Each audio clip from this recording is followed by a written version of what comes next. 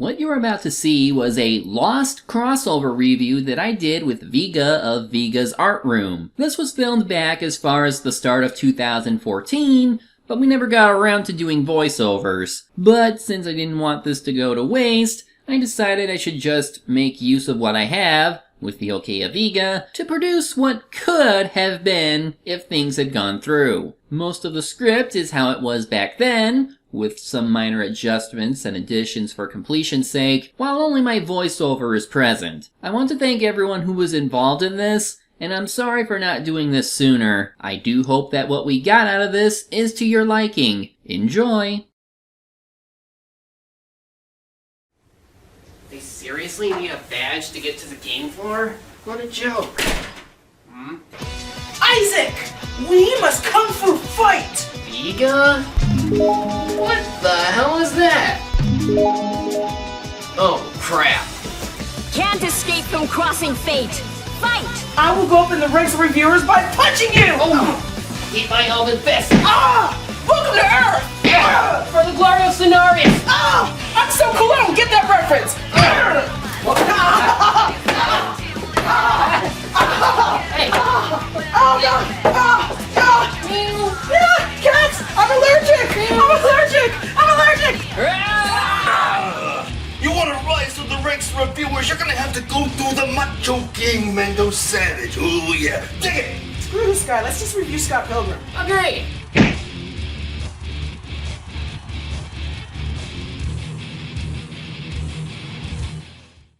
So, what do you have in store for me today? Something awesome. Have you ever heard of Scott Pilgrim vs. the World? You mean that awesome arcade beat-em-up game that takes after River City Ransom and can only be played on PSN and Xbox Live? Well, yeah, that is a great game, but I'm talking about the movie. Oh, then I think I've only seen that once. What about the comic? Never read it. Was there a comic? You never read one of the best comics that was in the last 10 years? Oh my god!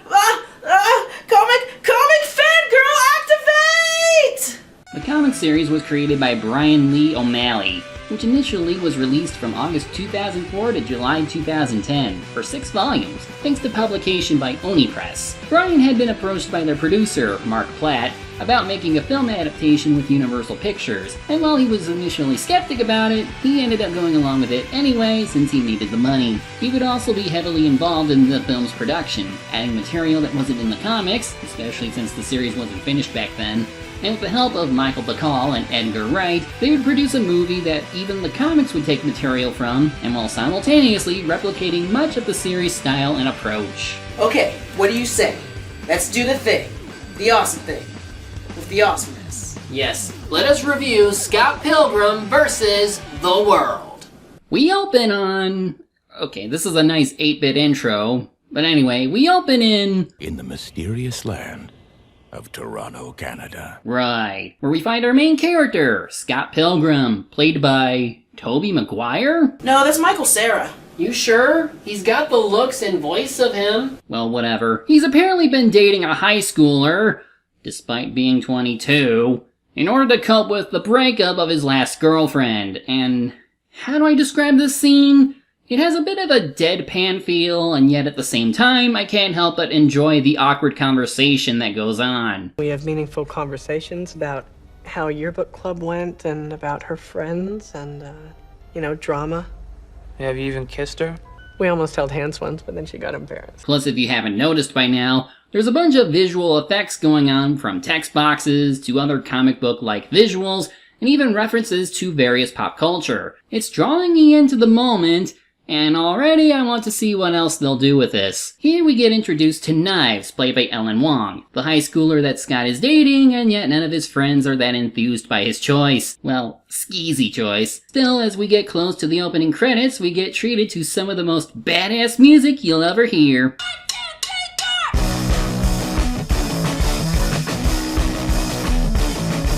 As the plot features a Battle of the Bands type of story, they went all out in amassing many songs that they could play. They got Plumtree, Broken Social Scene, Metric, Black Lips, T-Rex, Frank Black, Rolling Stones, and even frickin' Beck. Wait, there's that many? Yeah, and I got the whole album to prove it. Listen to this.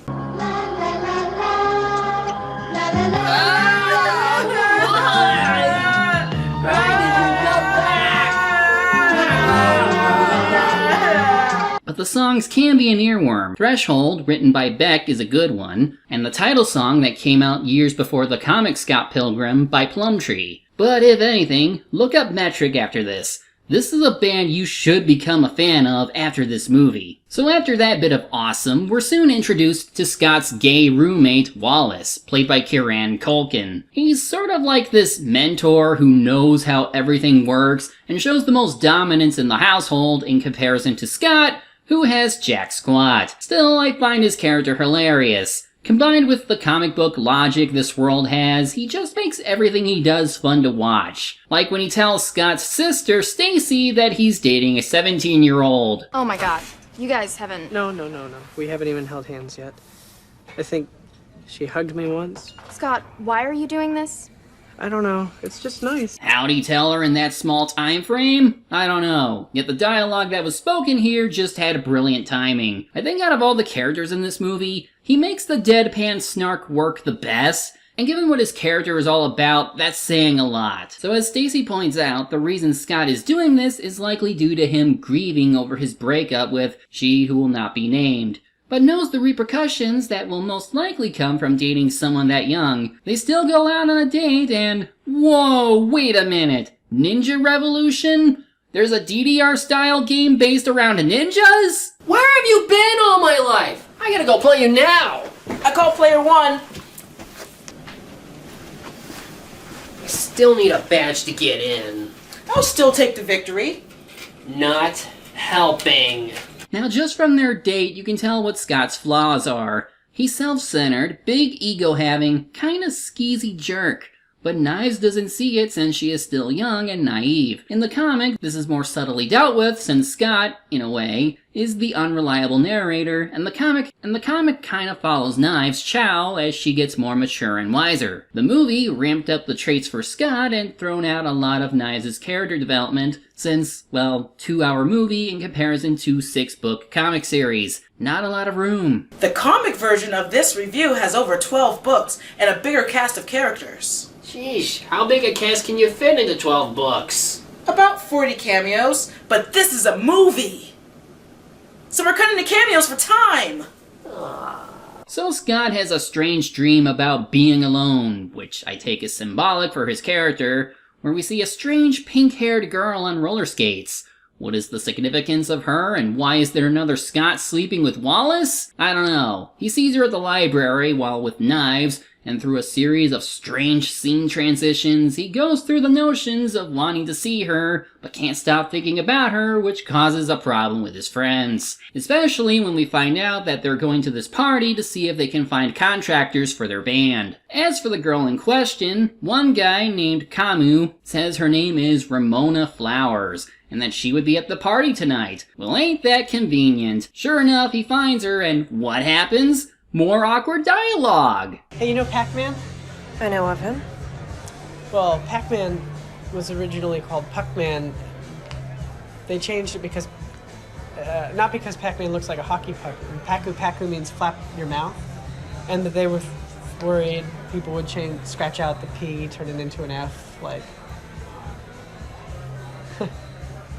Yeah, that's amazing. Well, that's awkward. Yeah. But say, did you know that if you go into people's houses and smash stuff, you can get treasure? No, I will not get kicked out for property damage. What do you know about Ramona Flowers? All I know is that she is American. I heard she has a boyfriend. Yes, some guy back in New York. Didn't you say she just broke up with someone? Did she really? That huge fight or whatever? Did they really? Yes, but I didn't want Scott to know that, Steven. Scott, I forbid you from hitting on Ramona, even if you haven't had a real girlfriend in over a year. Well, what's her deal? Oh man, it's now time for my Scott Pilgrim intricate fangirl knowledge. So she's a bitch, but Blum gave every actor on the film a secret hint about the character in comics. It was later revealed in an interview with some of the actors. Aubrey Plaza said her secret fact was that Julie used to like Scott, but in general, she is this way to everyone. And Scott, well, he's a jerk. Well, I guess that stands to good reason. So we get a rather strange scene involving a drunk Wallace. falling in bed and trying to convince Scott to break up with Knives, and, well, you get the idea. Everyone wants Scott to do this right and not hurt people's feelings, but he's an idiot and proceeds to use the internet to try and get Ramona to deliver something to him, thereby coming to his house for him to meet. You've got mail. Dude, this thing claims I have mail. You have a computer in your house and yet you never use it or something? Are you that stupid? He gets an email which ominously foreshadows something big, and Scott just deletes it because it's boring. He slouches through his next date with Knives before Stefan brings up that he got the band into the big battle of the bands. If we win, it won't just be Knives wearing Sex Bomb shirts. It'll be the cool kids, too. That sounds awesome. Let's start a band. How about the Media Blasters? That's stupid. But let's go play Guitar Hero. It's downstairs. Oh, you bet. Awesome. I call player one. Ugh, why does everything need a badge? So not fair. It's okay. So eventually he gets his actual run-in with Ramona, and through more awkward dialogue, he convinces her to go out with him, and soon starts sharing a conversation about how she moved here, and how she used to have a boyfriend named Gideon. She invites him to her place, via magic doorway from out of nowhere, where they share more awkward dialogue. Okay, earlier there was at least some fun substance involved. Now it seems to have slowed down a bit for even more awkward. Well, I think Mary Winstead plays a good Ramona. No, she is Ramona. The inflections, the look. This casting is one of my favorites of 2010. Michael Cera was a good casting choice too, because Michael Cera can do a damn good Michael Cera. A better Michael Cera than Jesse Eisenberg. Well, tension is mounting as Scott has to put up with both Knives and Ramona being in the same room as his sister, Wallace, and the guy she's dating who Wallace is eyeing on. So Isaac, does this character rule or does he suck? He hasn't done anything yet. That was a test, Isaac, and you passed. Scott bails out quick to avoid exposing himself for cheating on Knives for Ramona, so they can have another awesome jam session. But now comes the first of many musical numbers / fight scenes. Mr. Pilgrim! It is I, Matthew Patel. Consider our fight begun. What did I do?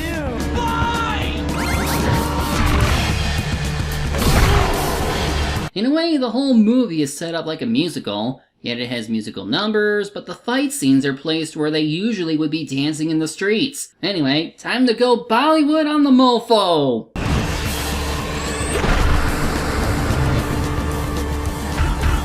Okay, this is where I start to fall in love with the movie. The fights are so over the top, they make great use of the special effects and game references, even though it's odd that Scott, who earlier just seems like he was a loser who can't keep his act together, can kick major ass like any Shonen Jump lead. I just can't help but enjoy the action here. And there's 7 of these guys, each with their own unique fighting style and OMG change!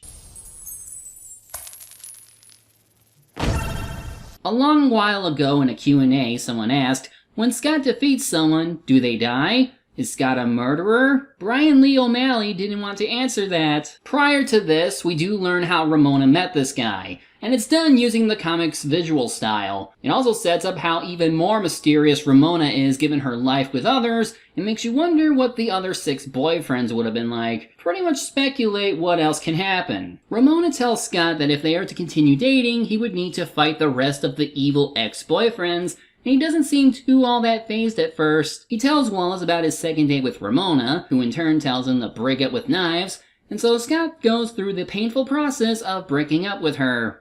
We should break up, or whatever. Really? Yeah.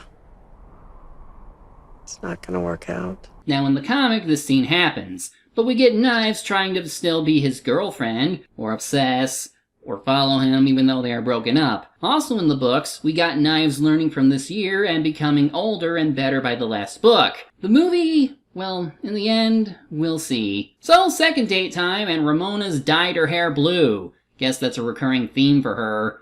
and Scott is having a bit of a nervous breakdown, possibly out of guilt or just not wanting to screw up. They eventually go on a walk where they walk onto a movie set for big movie star Lucas Lee, who as it turns out is the second evil ex-boyfriend. So on top of having super strength and the voice of a stereotypical action star, what superpower does he have? I mean, the first guy had demon chick divas, what can he do?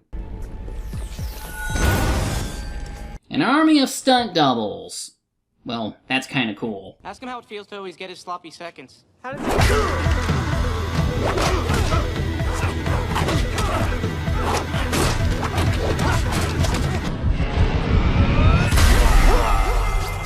Prepare to feel the wrath of the League of Evil Exes. League of Evil Exes? Why? How would that work? It's amazing what you could do with Facebook nowadays. Yeah.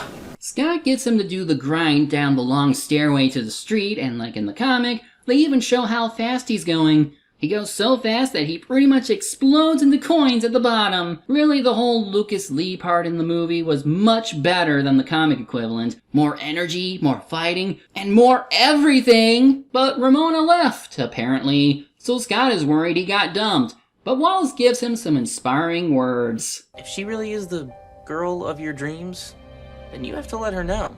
You have to overcome any and all obstacles that lie in your path. You can do it. Be with her. It's your destiny. Plus, I need you to move out. All hail the mighty gay man. Hey, Scott. Envy? Oh, shit.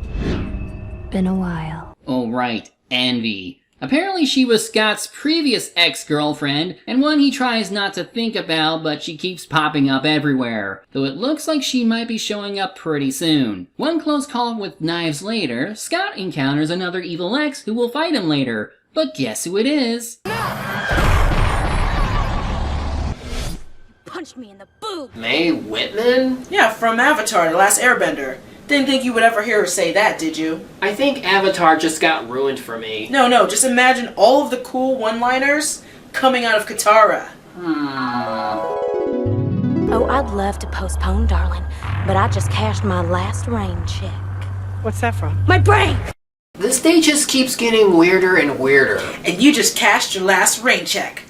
Ow! So, at the coffee shop, we have another scene with Julie, and okay, now we have censor boxes? A ball like you wouldn't know anything about. And by the way, I can't believe you asked Ramona out after I specifically told you not to do that. Wait, that doesn't happen when you a lot. Well, you got one more reason to do that. Look! Your hair's getting shaggy. Yeah? So, that's Ramona. Yeah. Okay, I'm jealous. You're jealous? I'm allowed. You left me for that cocky pretty boy. You haven't even seen him. I know, you left me for someone I've never even seen. Maybe you will see. Oh god. Okay. In the comic, Envy is a much more sympathetic person. Yes, she did become a cool bitch, but as we see here, she was a former anime nerd that got confidence after joining a band and having a boyfriend. This changed her for the better, but she'd gone too far and got a bit corrupted. She was a tiny bit that way, but she got that way for the sake of fierceness. We got to know her past with Lucas Lee and that they knew each other for a long time. Him and Scott are the only ones shown to know her as Natalie, the person she was before.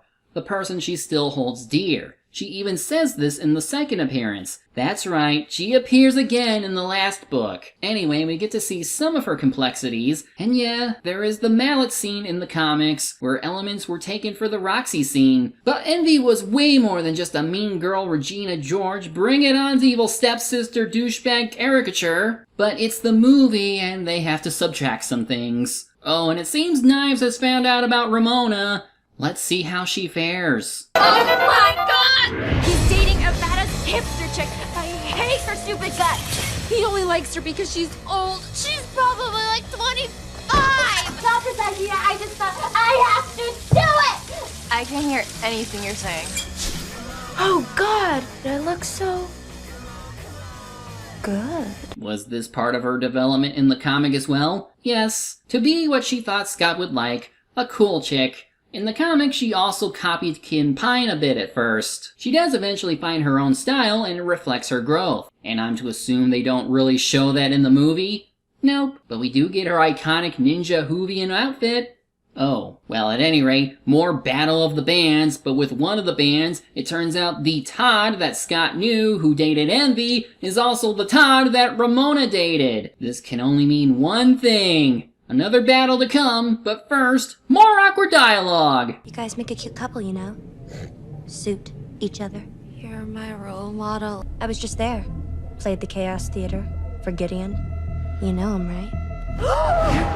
I've kissed the lips that kissed you! Damn! That's one mighty punch if it can knock color out of hair. I kissed the lips that kissed you! Dear anyone, don't say that to anyone. So the fight begins and we learn that Todd has telekinesis. The reason? Didn't you know? Todd's vegan. Wait, being a vegan gives you superpowers? Of course. Too bad I like meat. Huh?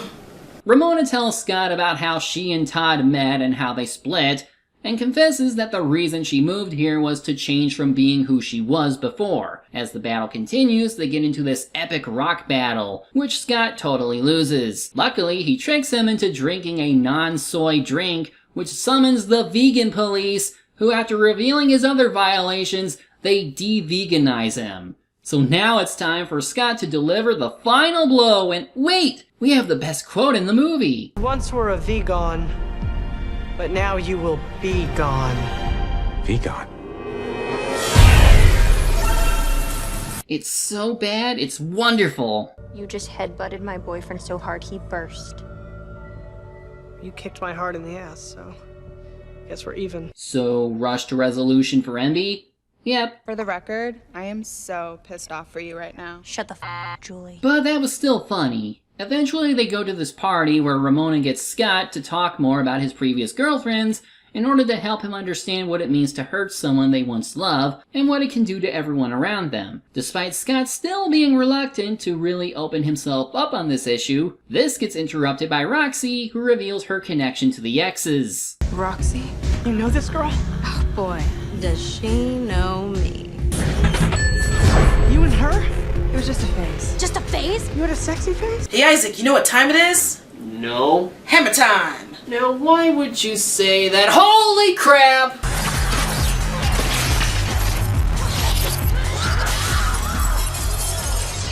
I think my brain just exploded from the awesomeness of that scene. I'm still having an MC Hammer moment.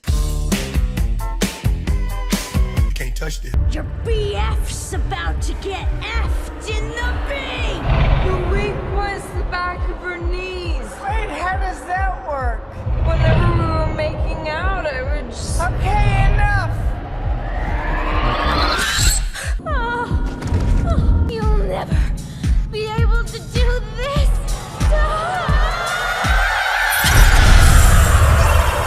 I love this scene because it's the example of the good parts of blending 6 books for a 2-hour movie. It takes a lot from the Envy and Ramona fight in book 3, and some from the Ramona and Roxy fight in book 4. The fight's resolution is a gender swap of what Scott did to Envy in the books. I love it so. Scott and Ramona have a bit of a fight, with Scott becoming a bit more selfish about his own life always being in jeopardy because of her exes. And now he's also one waiting to happen. She still gives him a list of the remaining exes, and the next 2 also happen to be the band's next opponents. Comic comparison moment! Again?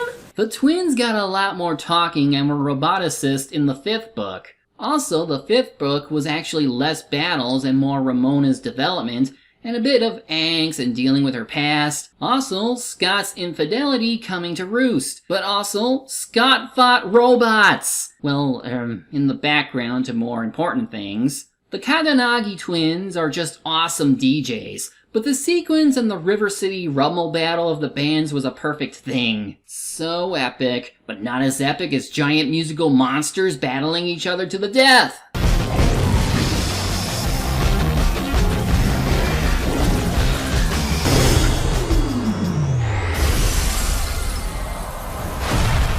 What are you doing? Getting a life. Scott tells Ramona that he doesn't care about what she may have been like anymore, and is in lesbians with her. He means love, but whatever. But it's too late, as it seems she went back to Gideon, the final evil ex, who also happens to be that record dealer we kept hearing about and decides to sign them in on a contract, which everyone except Scott accepts. Scott goes through a depressing moment, which leads to his sister actually giving him comfort. Time heals all wounds, little brother. Maybe next time we don't date the girl with 11 evil ex-boyfriends. But I think it's Wallace who does it best. It's probably just because he's better than you. Either way, this fight is over. Well said. Now how will that hold up when Gideon calls Scott about inviting him over to his party? Yeah, maybe I'll see you there. I hope so, amigo. I don't want any more bad blood between exes. What a perfect asshole. Forget what I said earlier. Finish him. Violence solves everything. Good to know, Wallace. Scott suits up and goes out to confront Gideon. Why on earth would you want to do that? Because I'm in love with her. Scott earned the power of love. Oh wow, he just pulled a Warcraft on us! That's the way it should go. Pull a weapon right out of your body! So after dispatching the goons, in such a fast-paced epic scene, it eventually becomes Scott versus Gideon. For 30 seconds. Not to worry, here comes Knives in her ninja attire to not make a single thing better in the situation. But at least we have 2 fights going on, though I think Ramona and Knives have the best one so far. But of course, Scott eventually confesses that he was cheating on both of them. Then he dies! Yeah, that happened. Guess that means it's time for the big message of the movie, right? I was crazy about him. He ignored me. I was more alone when we were together than I ever was on my own. He literally has a way of getting into my head. That is evil. Maybe I'm not the one you should have been fighting for. I feel like I learned something. Which would be great if I wasn't dead. You're not alone. Oh, I'm gonna rage about this part. What, he just learned something important? Just watch. You want to fight me? For her? No. I want to fight you for me. Scott earned the power of self-respect. And rage time! In the comics, you know this is gonna take a few minutes, cause I'm a nerd, the final battle was different. Ramona wasn't with Gideon, and thus wasn't the princess in the castle situation this is. She actually had a lot of agency and getting free from Gideon too. Knives jumping in was a reference to an early scene in the books where her and Ramona fought. Her presence helped Scott do the reveal that he cheated on them. And one more thing! Should I go get a snack? Yes. But they change it to where his actions for being a douchebag get rewarded and not have to pay any consequences for what he did. He hurt those he dated, and to an extent, even his friends for not listening to them. He shouldn't be getting off like this so easily. Whoa. It's okay. I'm okay. Let's just wrap things up. Good idea. Scott amends his mistakes with Ramona and Knives, and with Knives' help, they're able to fight Gideon as a team. Especially considering that Gideon's got a lightsaber and moves in a blur. Typical final boss behavior for you. Still, like most fights, it still looks frickin' epic. You're not cool enough for Ramona. You're zero. You're nothing. I'm blowing up right now. You are blowing up. Right now. Don't forget the true final boss, Nega Scott. I haven't. Oh boy, Scott versus Nega Scott. Will he be able to defeat his inner demons and officially no longer be a douchebag? You get bacon on the side. I'm liking that. Yeah. Oh, let's do it next week. Yeah, cool. What happened? Oh, nothing. We just shot the shit. He's just a really nice guy. What was that? Awesome Edgar Wright hilarity. Now the time to talk about the endings. When the movie was being written, the 6th book had not come out. So the alternate ending where Scott got with knives was made. When Edgar Wright saw the book ending during the planning period, he needed to shoot the door scene. The movie was better for it. Well, not having read the comic, and while the ending shown here is nice, I actually like what the alternate ending had going. Granted, the stuff with knives could have been handled better, like you said, happened in the comics. It does provide a good follow-up from the fight, as at that point, Scott and Knives were in unison. A match made for each other, and having learned from before, he can actually be with her instead of just throwing her away. It's Scott's making up for his mistake, and that at least I can go for in this situation. Yes, that scene helped support the alternate ending, but after all this, you'd think anyone would walk away after fighting for them. In the book, we got to see more of the aspects of their friendship other than fights that strengthened their bond. But as a fan of the books, I would be furious if they didn't get together. But even so, from what I saw, Ramona was like the one someone to teach Scott the lesson to take those bonds into consideration and know of what can happen in hurting others, so I never really saw her as the one he would end up with in the end. Especially considering that her door out of nowhere could make her like some sort of messenger or angel or whatever you would call her. But also think of how Knives was treated. In the book, she realizes how much of a dick Scott was and tell him straight out. She's going away to college and wants to learn to like herself alone. Also, they tried to make out and it was horrible for everyone involved. That includes you. In the alternate ending, Knives hasn't got that maturity yet. Plus, 22 and 17 is squicky in retrospect. God. Really? 'Cause they just established that... No, never mind. Bottom line, real ending, best ending, end of story. Now hold on! We're not finished here! We are so finished here unless you got something to say about it. Yeah. As a matter of fact, I do. Is that Mango Sarah? Oh! Ah! You have made a powerful enemy, my friend! But then before we could have that final battle, I get sucked into another dimension. That's pretty much how it ends. Yeah. Anyway, I hope you enjoyed the crossover. That took many years to put out, but otherwise, see you next time!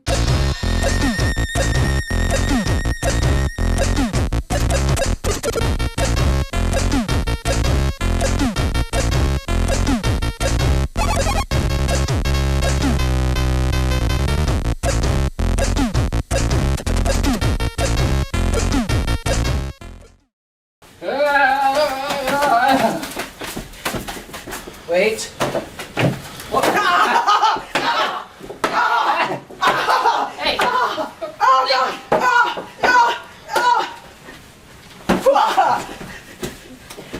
Quick, pass me a cat! Yeah, cats! I'm allergic! I'm allergic! I'm allergic! I'm allergic!